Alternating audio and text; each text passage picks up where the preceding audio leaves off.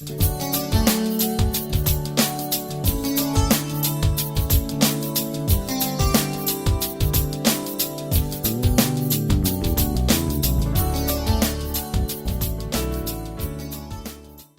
que é resiliência? Já ouviu essa palavra? Eu vou te dizer, é a capacidade de se recobrar facilmente ou de se adaptar muito rapidamente após sofrer um revés. Isso se chama resiliência. Aquela força que a pessoa tem, que algumas pessoas têm, né? Que fazem com que elas se levantem logo depois de terem tomado um soco direto na ponta do queixo, dado pelas circunstâncias da vida. Quando a pessoa tem a capacidade de tomar esse baque duro, pesado, para muitos, o colocaria no chão, na lona, na linguagem do quadrilátero do boxe, né? Essa pessoa se levanta imediatamente e começa de novo. Assim como eu. Isso se chama resiliência. Toda vez que você ouvir essa palavra, se lembre disso. É a capacidade de se levantar muito rapidamente após sofrer um revés. Aí eu encontrei um salmo. Salmo 103, versículo 5, que fala sobre águias. E os filhos de Deus, eles são, em vários momentos, em muitos momentos, comparados com as águias. E o Salmo 103, verso 5, diz mais ou menos assim: aquele, falando de Deus, que sacia de bens a tua boca, de modo que te rejuvenesças, assim como as águias. Quer dizer que a águia se rejuvenesce. Por isso ela é comparada, em muitos momentos, com os filhos de Deus. Uma curiosidade sobre as águias. As águias vivem em média 70 anos, né? Você sabe, uma vida de 70 anos é uma vida já bem vivida, claro.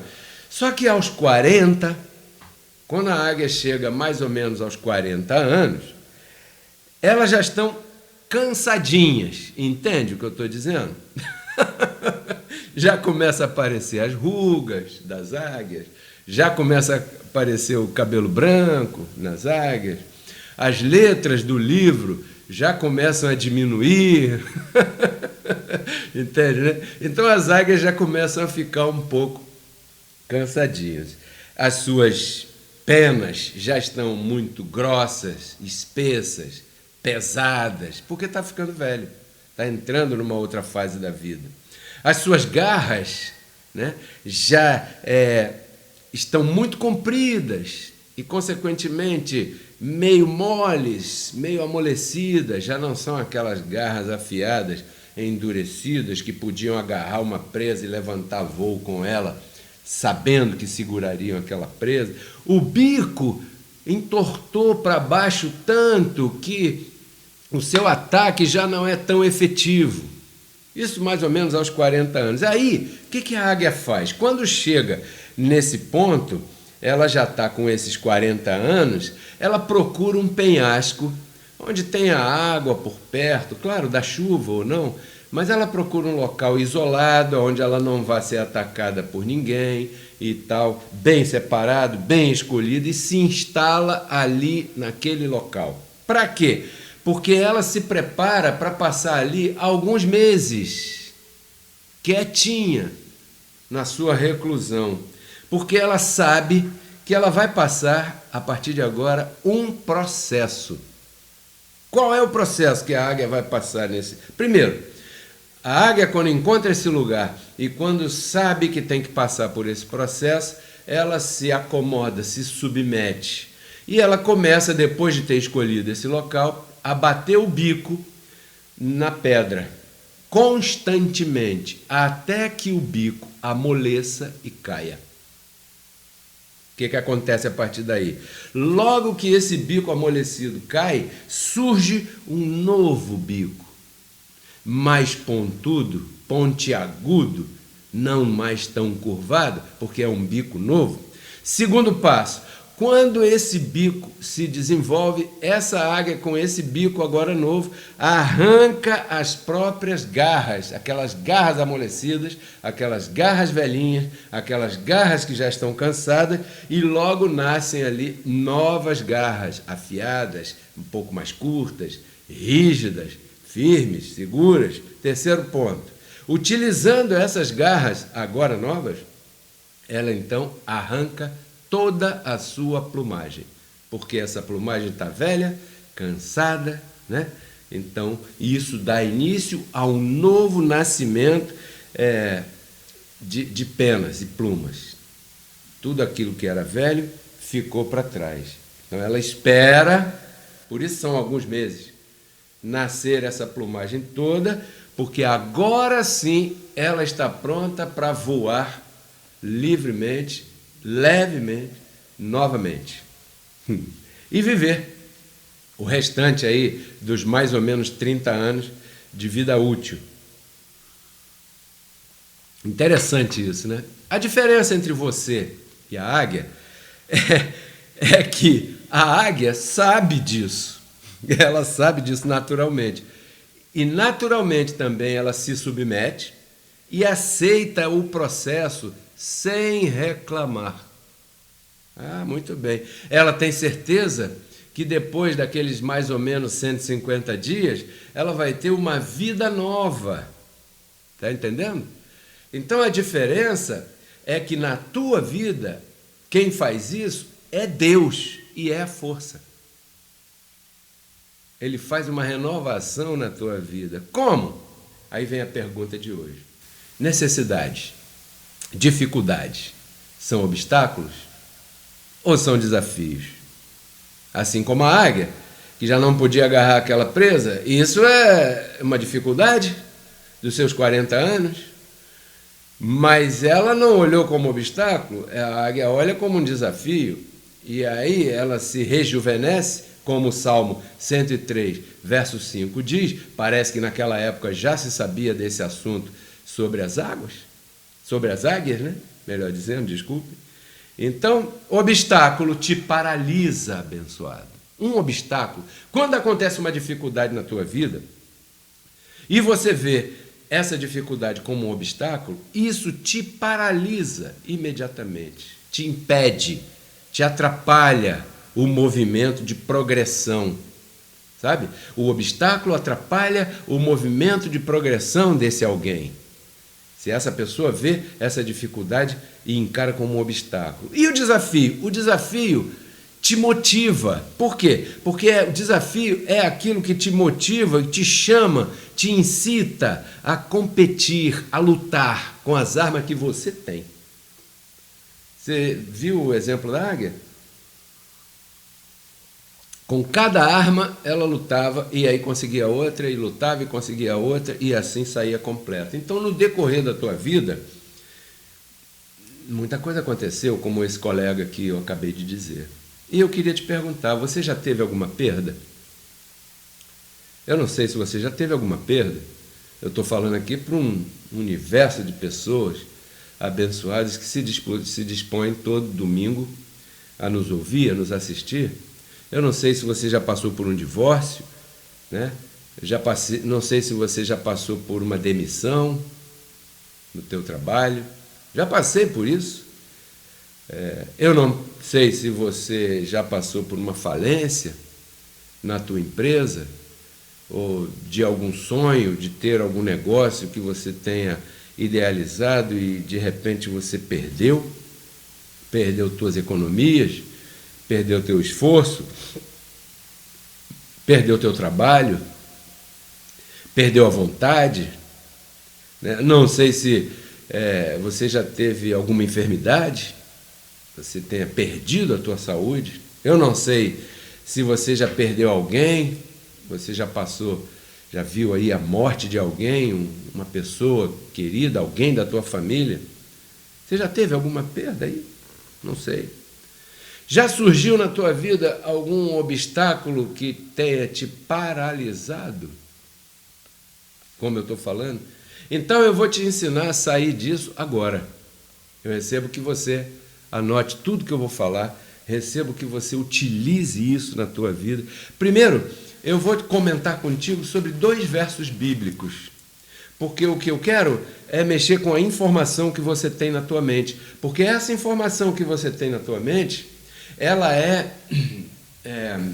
de suma importância para você definir uma dificuldade como obstáculo ou como um desafio. E o primeiro verso, anote, 2 Coríntios, capítulo 4, verso 17, que diz o seguinte, o apóstolo Paulo fala: toda tribulação é momentânea. Convença-se disso. Toda tribulação é momentânea e produz em nós um efeito. Depois você vai ver o verso, depois você lê o contexto, em que o apóstolo diz: toda tribulação é momentânea, mas ela tem um propósito. A tribulação que a águia tem quando chega aos 40 anos é uma grande tribulação. Imagina bater o bico na pedra até ele cair. Mas depois que essa tribulação passa, essa tribulação se entende que é para um objetivo mais excelente. Então esse é o primeiro verso. O segundo verso está em João 16, 33, que você conhece. Palavras do nosso mestre. No mundo tereis aflições. Quando a águia nasce, já se fala para ela, ó, João 16, 33, quando você chegar com mais ou menos com 40 anos, vai ter um processo aí de troca de bico, troca de garra e troca de pena. Só que a águia se convence disso. Naturalmente, o animal já sabe disso, né? Então eu estou falando agora para filhos de Deus. Segundo aos Coríntios 4, 17, as tribulações virão, abençoado. Não se engane. Elas virão, mas elas não são para fazer você sofrer, porque Deus não é sádico. A tribulação é utilizada para produzir um fruto na vida de cada um. E quando diz, no mundo tereis aflições, em João 16, 33, diz também, mas tende bom ânimo. Então, é sinal de que essa tribulação é necessária e que você tem que ultrapassá-la utilizando bom ânimo. Isso deveria ser dito a toda pessoa quando está se alfabetizando, para ela poder compreender e perder o medo de passar as dificuldades que virão na vida. Muita gente sucumbe diante de um divórcio, de uma demissão, de uma falência, de uma enfermidade ou da morte de alguém. Muita gente sucumbe porque mergulha no universo da tribulação, mergulha no universo da aflição, sem poder ou sem aguentar levantar a cabeça e olhar adiante, sabendo que há sim uma saída e que essa tribulação vai passar e que essa aflição também vai passar, assim como aquela tribulação da águia passa e ela se renova. Da mesma maneira, você tem a oportunidade de se renovar. Então, o primeiro passo que eu te disse que vou te ensinar a superar isso agora. Primeiro passo, convença-se. Aceite, submeta-se. Né? As perdas são necessárias. Para quê? Para amadurecimento. Toda vez que você perde alguma coisa, você amadurece mais um pouquinho. Né? Por exemplo, se você tem um bem, vamos falar de um carro, e você, por qualquer motivo, perdeu o carro. Né? Isso não é para te desanimar, é para te amadurecer. Como? Da mesma maneira que você conseguiu aquele bem, da mesma maneira você pode voltar a conseguir. Depende de você. Depende de como você encarar isso aí. Então, primeiro passo, as perdas são necessárias e elas virão. Muitas perdas acontecerão no decorrer da nossa vida, que eu espero, confesso, declaro, digo que será muito longa a nossa vida. Veja isso dessa maneira. Desocupar um lugar, um espaço, para poder ocupar esse lugar ou esse espaço com algo mais excelente. Isso é o que significa, na verdade, uma perda.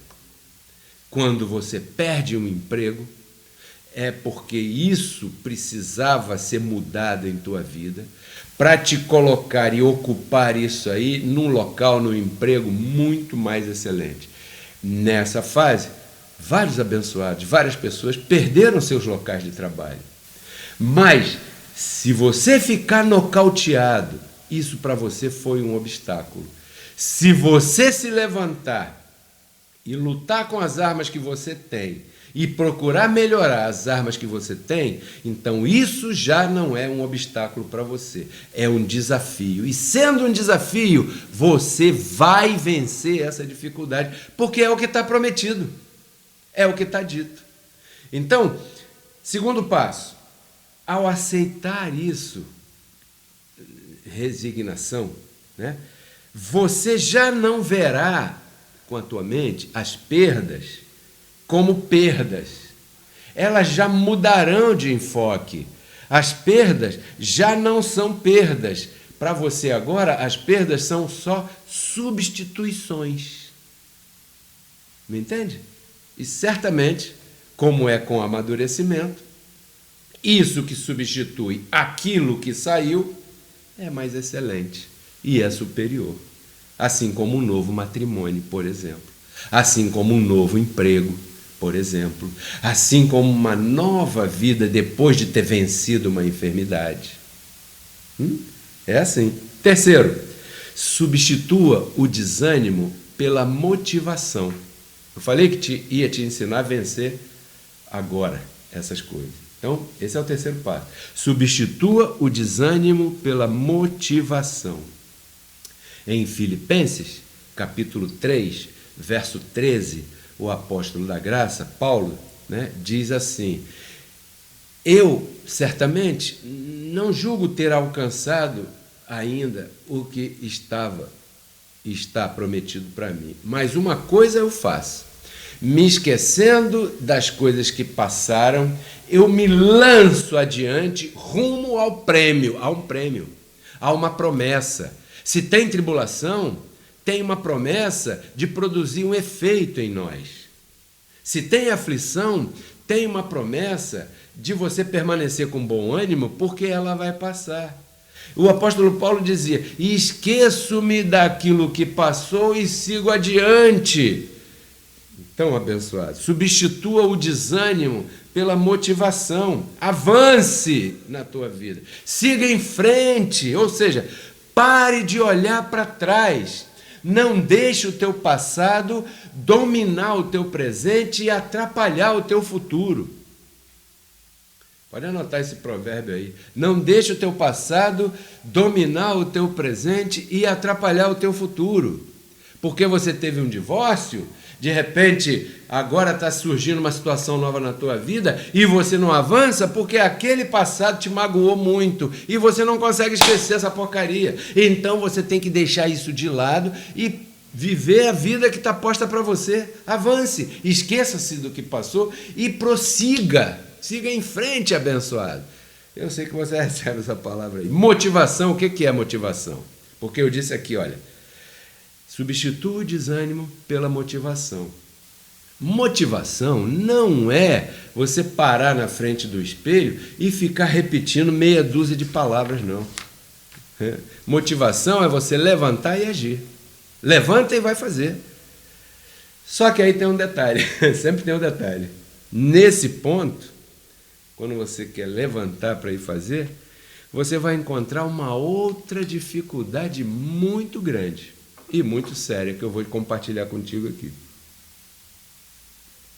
Anote essa frase aí no teu coração. O que te dá prazer compete contra aquilo que é necessário você fazer. Entendeu? Ou seja, você sabe que você tem coisas, decisões a tomar, atitudes a tomar, coisas a fazer que são necessárias para você se levantar nesse teu dia a dia. Porém, existe um outro lado que são aquelas coisas que te dão prazer.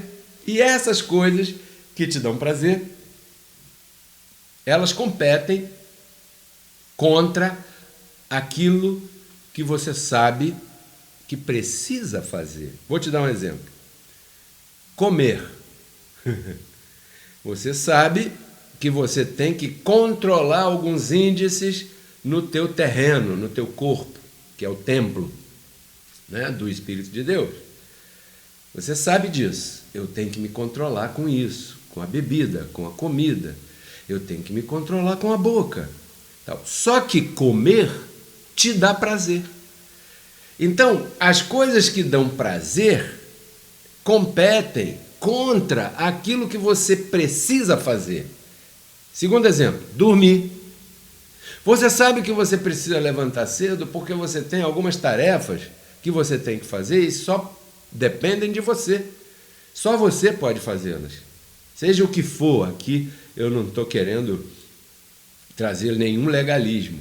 Eu estou querendo dizer que dormir, quem disser que não tem prazer em dormir, está com defeito de fábrica, porque dormir é muito bom. Então as coisas que te dão prazer, às vezes te atrapalham. Quer ver uma outra coisa que te dá prazer? Vou falar. E que você sabe que precisa resolver e não consegue?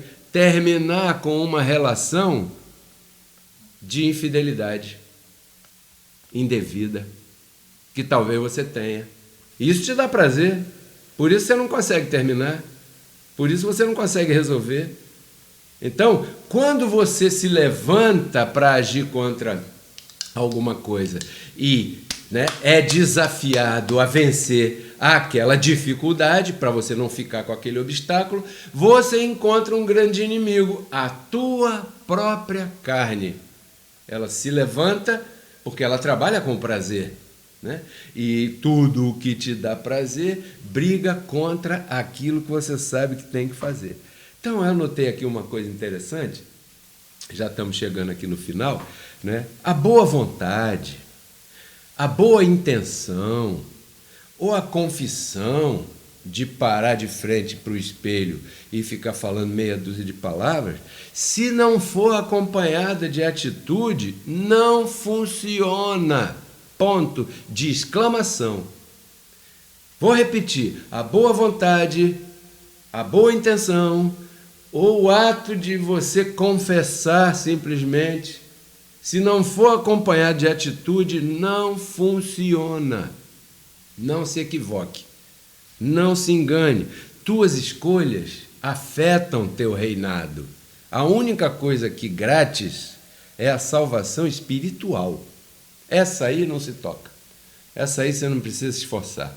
Agora, o teu dia a dia, se você não bater o bico na pedra, não vai nascer bico novo. E aí, você não vai conseguir caçar. Se não arrancar as penas, vai ficar com aquela plumagem pesada, difícil de bater asa e de voar, e aí não vai conseguir chegar tão longe quanto você gostaria. Me entende, abençoado? Em Gálatas capítulo 6, verso 7, sabe o que está escrito? Tudo aquilo que o homem plantar vai colher. Exatamente o que você plantar. Se você plantar milho, você vai colher milho. Se você plantar mamão, você vai colher mamão. Se você plantar carinho, amor, amizade, você vai colher carinho, amor, amizade. Se você plantar dinheiro, você vai colher dinheiro, porque aqui está escrito que tudo aquilo que o homem plantar, isso mesmo colherá. Isso é uma lei espiritual, ou melhor, é um princípio. Fórmulas mágicas não existem. As pessoas gostam muito de uma fórmula mágica. Ah, o que eu faço para emagrecer? Ela quer uma pílula, ela quer um comprimido, ela quer uma oração do pastor. Pastor, ora por mim, por quê? Porque eu estou com a pressão alta. Pastor, ora por mim. Para quê? Ai, para o meu marido não descobrir que eu tenho um amante. Você sabe que tem gente assim também. Então, fórmula mágica não existe. Você tem que ter atitude. Você tem que fazer alguma coisa. Você tem que se renovar. Você não pode ficar caído. Você tem que encarar as dificuldades como um desafio. Porque, afinal de contas, o sol não vai parar de nascer. Afinal de contas, o dia e a noite, e o dia e a noite vão se reproduzir. E você vai acordar amanhã. E vai ter que encarar aquele dia novamente. Então, abençoado, levante-se agora.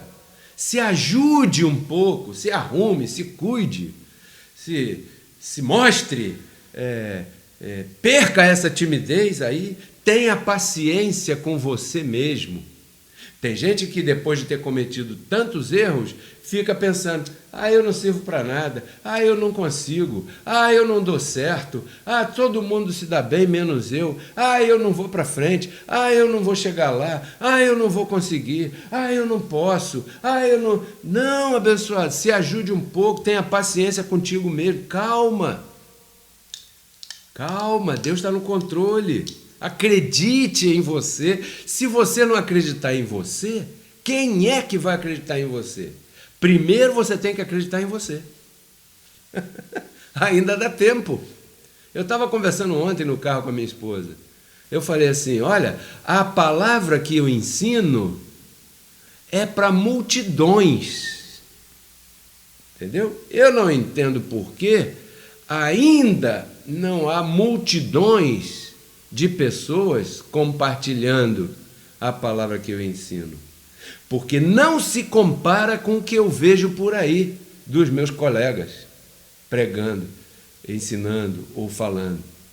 A palavra que eu prego é muito superior a tudo que eu vejo por aí, e inclusive o que eu vejo por aí com não sei quantos milhões de seguidores, para falar uma porção de bobagem, postar coisas que não edificam, que não ajudam ninguém a viver dias melhores. Então a palavra que eu prego, dizia eu para minha esposa Margarita, a palavra que eu ensino, ela é uma palavra para multidões. Eu não entendo por que essas multidões não estão reproduzindo isso ainda.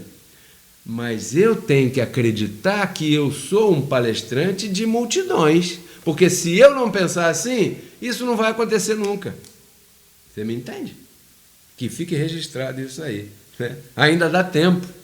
Em Romanos 12, verso 2, diz assim, olha, não vos conformeis com este século, não vos conformeis com o que está aí, não vos conformeis com este mundo, transformai-vos pela renovação da vossa mente. O que eu estou fazendo aqui hoje com você é tentar na tua vida, entrar no teu coração, no teu espírito, na tua mente e transformar essa mente. Como? Limpando as informações anteriores que você tinha e te dando aqui um pouquinho de 3 informações, 3 passos. Passo A, passo B, passo C. As perdas são necessárias para te dar amadurecimento. Ao aceitar as perdas, né?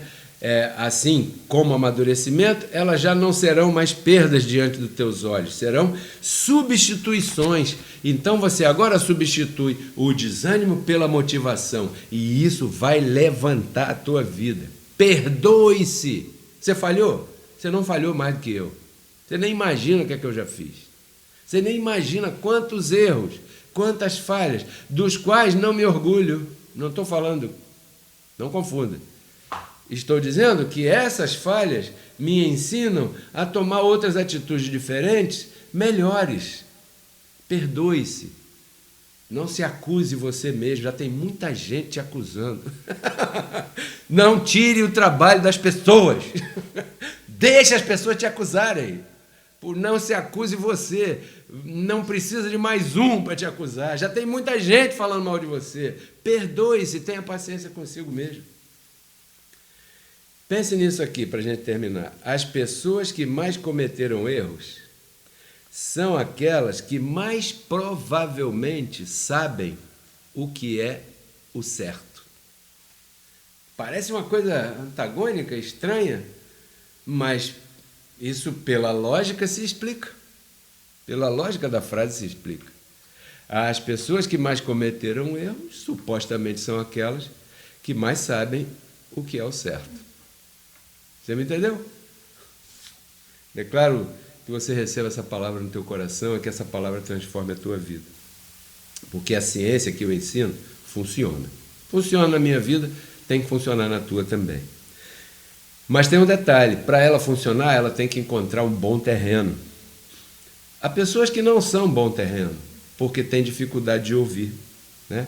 E quando ouvem, não retêm. Eu declaro que você é um bom terreno. Então, se minhas palestras têm te ajudado a viver dias melhores, eu vou ler aqui o que está escrito para você em Gálatas capítulo 6, verso 6. Né? Diz assim: aquele que é ensinado na palavra, reparta dos seus bens com aquele que o instrui. Isso está em Gálatas capítulo 6, verso 6. Nesse caso, eu estou te instruindo. Nesse caso, eu confesso que esta ministração é mais importante na tua vida do que outras coisas. Eu não vou citar aqui. Eu não quero afetar a tua liberdade. Mas o que eu quero dizer para você é que se você não tomar a atitude de semear, você também não vai colher. Isso não é ameaça, isso é uma informação que eu gostaria que você experimentasse para que você pudesse também experimentar a veracidade dessa promessa que está no Evangelho.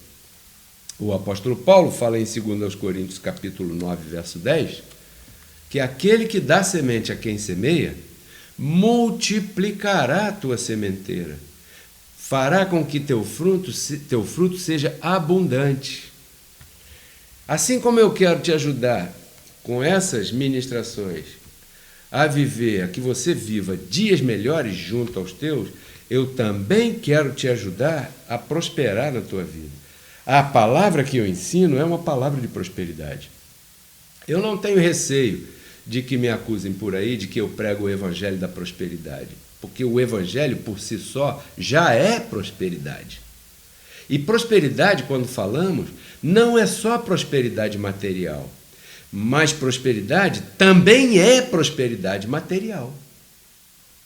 Não se deixe enganar por aqueles que não têm nada, porque não semeiam. Não se deixe enganar por aqueles que não têm nada, porque não semeiam. Procure você fazer o teu caminho, né? Porque, como é, minha morena, a frase há sempre um melhor caminho para a tua vida.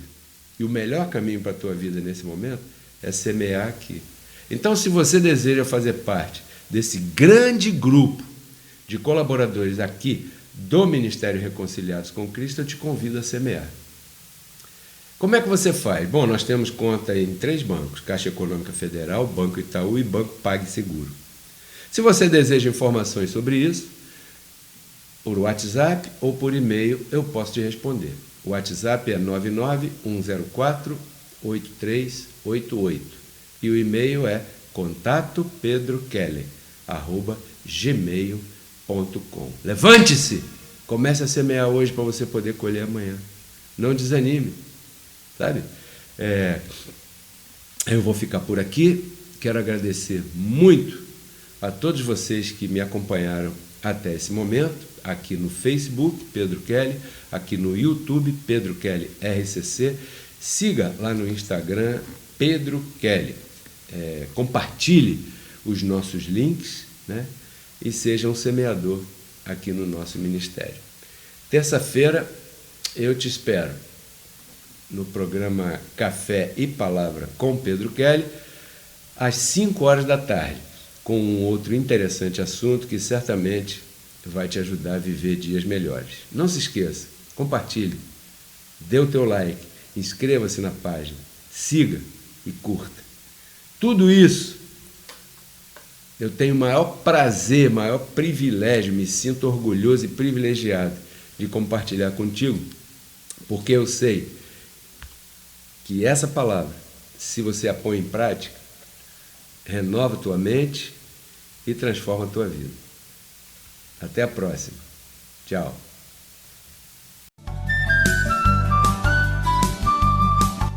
Porque Cristo na cruz não transformou a nossa carne, né? Ele resgatou o nosso espírito. A Bíblia diz que Deus estava em Cristo reconciliando consigo os seus filhos, né? E nos entregou a palavra da reconciliação. E a palavra da reconciliação é essa que nós pregamos, abençoado.